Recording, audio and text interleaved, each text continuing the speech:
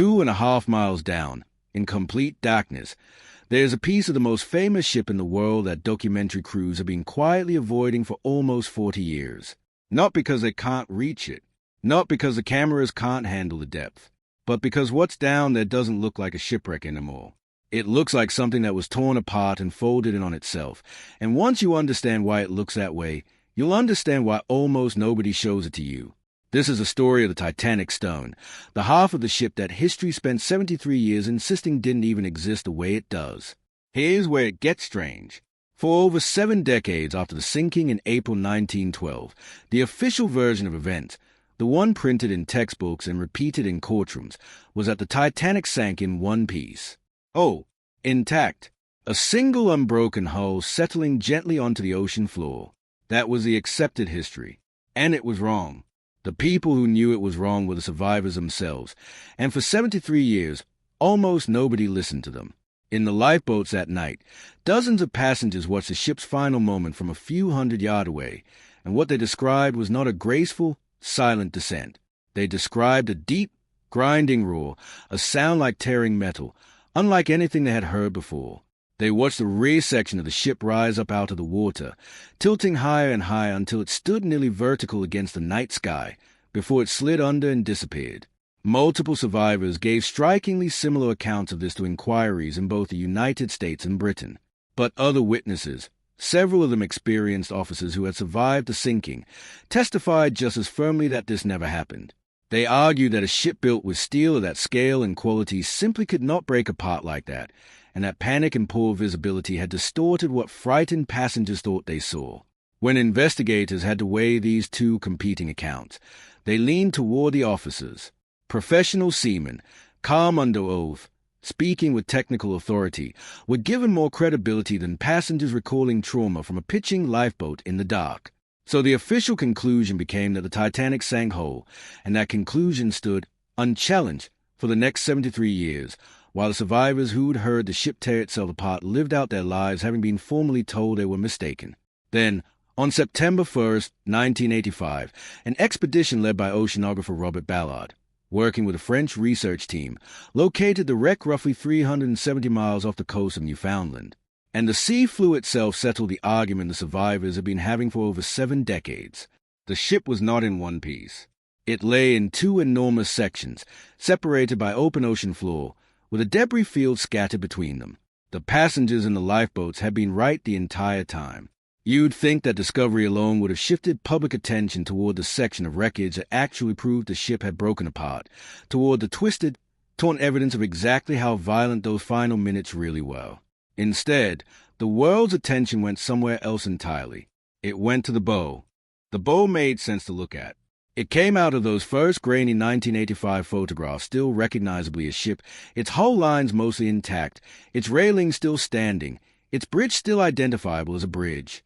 There's a well-known image of the bow's forward railing that has appeared in nearly every documentary made about the wreck since.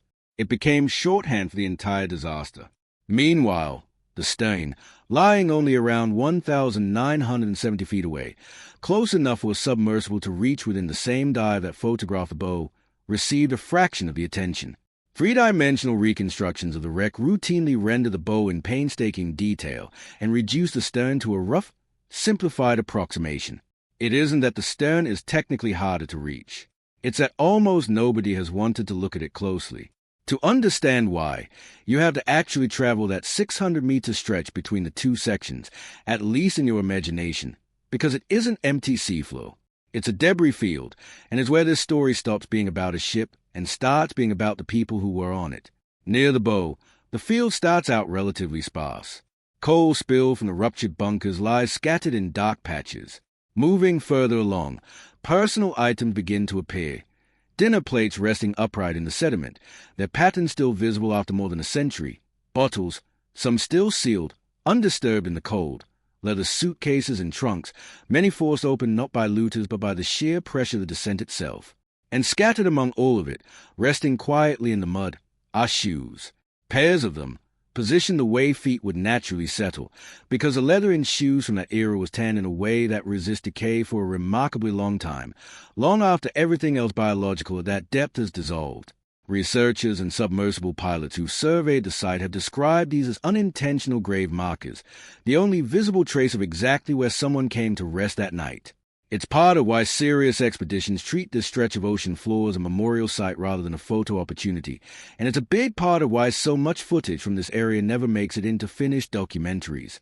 As you get closer to the stern itself, the wreckage stops making any visual sense at all. At the bow, even in ruin, you can trace the sweep of the hull, find the bridge, the anchors, the well deck, fixed points that tell you where you are. At the stern, none of that exists. The steel plating is twisted, folded, and crumpled into shapes with no relationship to the ship it used to be. Submersible pilots who've explored this section describe it as disorienting to the point of losing all sense of up and down, with no landmarks anywhere to navigate by. The decks didn't settle the way the bows did. They appear to have collapsed downward into a dense, compressed mass, plating peeled outward in places, sections lying inverted with no way to tell which way they originally faced. The one part of the stern that has remained clearly recognizable is the ship's massive reciprocating steam engines, each roughly the height of a house, forged in iron thick enough to survive even this level of destruction. They stand out from the wreckage almost like the last identifiable landmarks in an otherwise unrecognizable ruin. So why would two halves of the exact same ship, resting at the same depth, under the same crushing pressure, end up looking so completely different from each other? If pressure and depth alone explain the damage, both halves should look roughly similar. They don't. The answer researchers have arrived at comes down to what each section was carrying as it sank. Not cargo, but trapped air. By the time the Titanic broke apart at the surface, the forward compartments had already been flooding for more than 2 hours. Water pouring in steadily through the gash the iceberg had opened below the waterline. That means the bow section was already mostly filled with water by the time it separated from the rest of the ship. Because it was already flooded, the water pressure inside it was roughly balanced against the pressure pushing in from outside as it descended.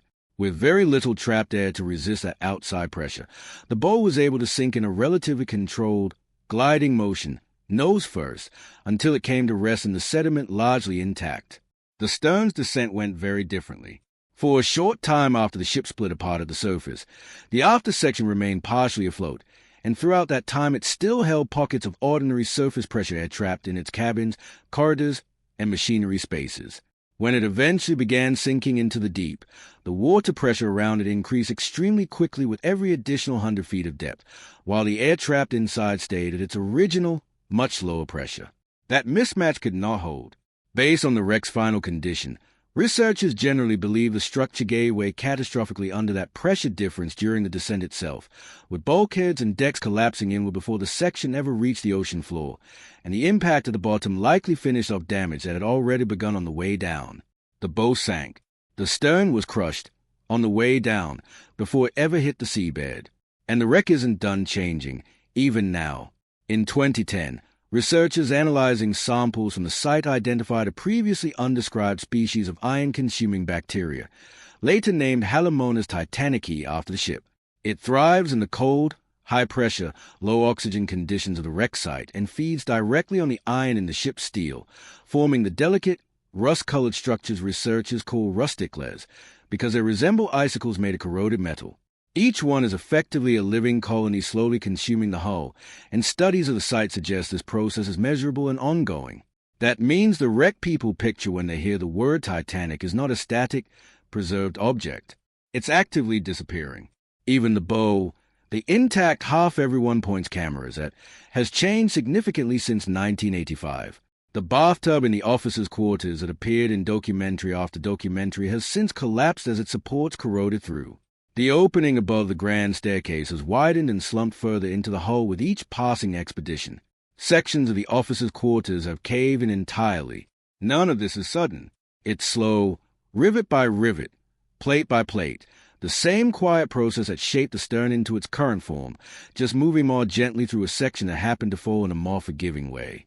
Some researchers who tracked the wreck's deterioration have suggested that within a few more decades, the recognizable silhouette people associate with the Titanic, that famous bow, those railings, could be gone, not sunk any deeper, but structurally dissolved into formations that no longer read as a ship at all. Which brings us back to the real question underneath all of this. Why does the world keep pointing its cameras at the bow and keep looking away from the stern?